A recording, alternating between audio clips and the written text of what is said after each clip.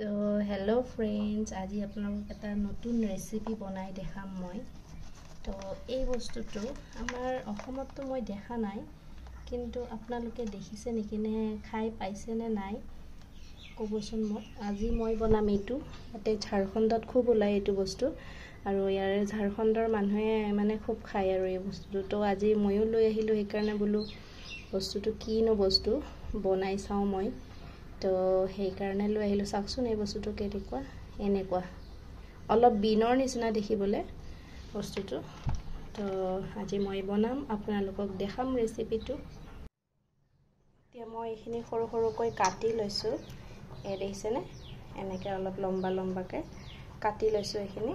তো কাটি পেলাই এতিয়া প্ৰেছাৰ কুকাৰত সিজিবলৈ দিম, 2টা চিটি মাৰিবলৈ দিম। আৰু লগতে মই ভাত কেৰেলা দিছোঁ।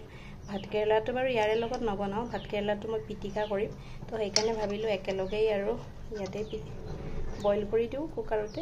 তো এইটো মই এতিয়া ইয়াতে বইল হ'ব দিম, প্ৰেছাৰ কুকাৰত 2টা চিটি মাৰিব দিম। তো এতিয়া মই কুকাৰটো বহাই দিলোঁ এনেকৈ হিটাৰত। তো হিটাৰতে বনাওঁ জানেই। তো এনেকৈ হিটাৰত বহাই দিলোঁ। আৰু এই ৰেচিপিটো বনাবলৈ মই এইখিনি মছলা যোগাৰ কৰি ল'লোঁ। এই দেখিছেনে?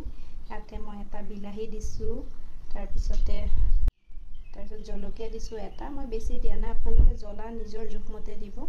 তো অলপমান ধনিয়া পাত দিছোঁ, আৰু এই গোটা ধনিয়াও দিছোঁ। গোটা ধনিয়া, গোটা জিৰা, আৰু ক'লা সৰিয়হ, বগা সৰিয়হ, পিঁয়াজ আৰু আদা নহৰুখিনি তলত সোমাই গ'ল বাৰু। আদা নহৰু দিছোঁ, তলত আছে।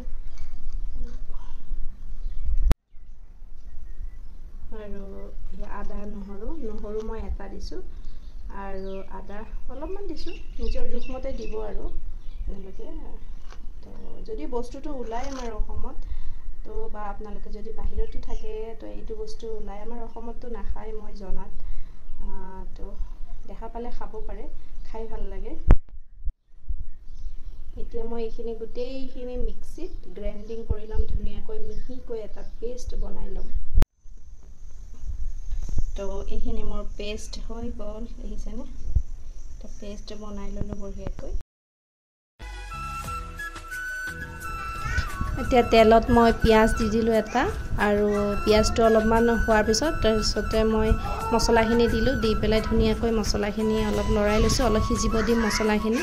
দেখিছেনে? মছলাখিনি শুকাই গৈছে। তাৰপিছতে মই সিজাই থোৱা বস্তুটো দি দিছোঁ, আৰু ৰেডি হৈ গ'ল।